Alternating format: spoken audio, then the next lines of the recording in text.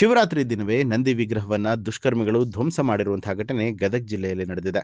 ಜಿಲ್ಲೆಯ ಮುಂಡರಗಿ ತಾಲೂಕಿನ ಸಿಂಟಾಲೂರು ಗ್ರಾಮದ ತುಂಗಭದ್ರಾ ನದಿ ದಂಡೆಯ ಮೇಲಿರುವಂತಹ ಶ್ರೀ ರಾಮಲಿಂಗೇಶ್ವರ ಮೂರ್ತಿಯನ್ನ ಶಿವರಾತ್ರಿ ದಿನವೇ ದುಷ್ಕರ್ಮಿಗಳು ಭಗ್ನಗೊಳಿಸಿದ್ದಾರೆ.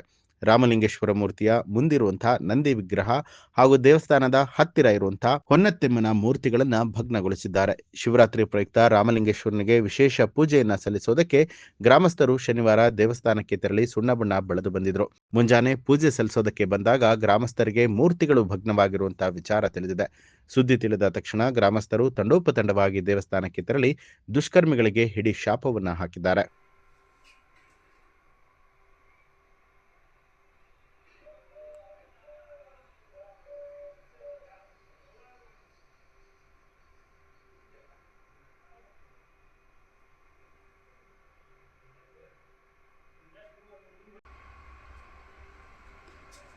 ಹಂಗೆ ಮಗ್ಲ ಬಂದಿದ್ದೆಲ್ಲ ನೋಡಿ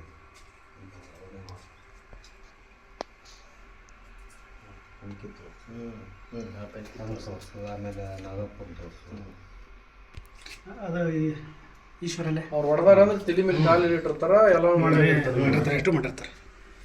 ಭುಜ ನೋಡು, ಹೋಗಂಗೆ ಒಳಗೆ ಹೋಗ್ಬಿಡ ಹಿಂಗೆ ಸೈಡ್ ಲೈಟ್ ಹಚ್ಕೋಣ.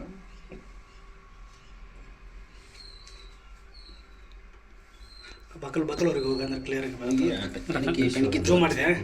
ಓಕೆ, ಈಶ್ವರನ ಆಮೇಲೆ ಪೆಣ್ಕೆ ಕ್ಲಿಯರ್ ಐತೆ, ಮಸ್ತ್ ಕ್ಲಿಯರ್ ಇನ್ನೂ ಸ್ವಲ್ಪ ಒಳಗೆ ಹೋಗು. ನ್ಯೂಸ್ ಅಲರ್ಟ್ ನಿಮ್ಮಿಂದ ನಿಮಗಾಗಿ.